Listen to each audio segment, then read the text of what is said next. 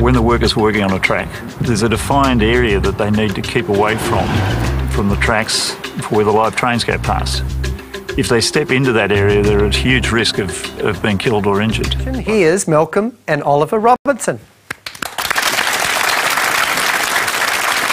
Malcolm, Oliver, of course, they always say the best way to do well in invention is to build a better mousetrap. Now, from what I understand, that's actually what you've done. You based it on something you'd seen before. Yeah, I saw a product from Europe and I thought it was dumb. So I instantly saw an easier way to do it and then started to apply myself to it. Let's go over and have a look at it. Okay. Now, don your safety hats. Be careful. They're in a safety zone here. Now, what the unique part about your invention is the way these pillars connect to the railway line. Can you show us? Can you put them on? Yes, certainly.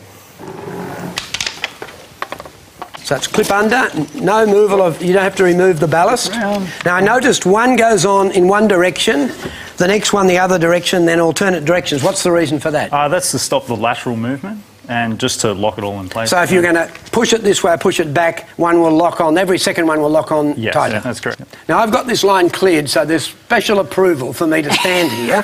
So can we put the bars up, because I want to show you something quite particular about the design. Malcolm, would this be a number of kilometres long? What would be the normal length? Oh, look, anything from 20 metres to 2 kilometres. Right. So there's no normal length, there's a lot of variation. Now, Oliver, this exclusion zone, it can be different. It's set by government, by restriction. How do you adjust the exclusion zone? Very simple. This pin, lift it up.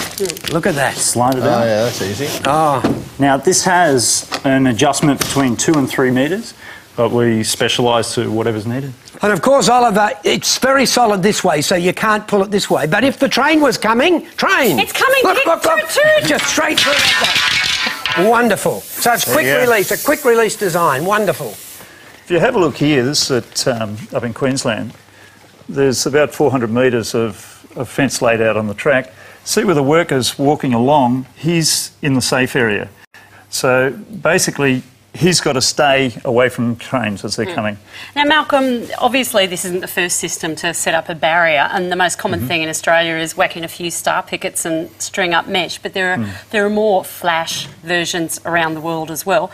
What is it about yours that's really different and really makes it stand out? There's a few things. The size, it all compacts very small. Yep. The simplicity, it's very quick. Doesn't need any tools or digging? The third part is we've got a vertical adjustment. Right. And no one else has. Well, maybe we can see that. Okay, so... Aha.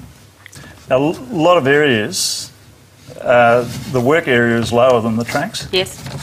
And that means that the rail is now at a realistic level to the workers. So you can just set it on the ground, whatever's going on in the topography there. Exactly. Yeah. But you still have the regulation, presumably there's a regulation height that the barrier has to be from the outside. You look like Bob the Builder there. Well done, No, Rusty. there you go. You know how to use a hammer. Now, Malcolm, What do the judges think? all good ideas, but I'm a businessman. I like the one which has got the potential to make a lot of money and to export for Australia.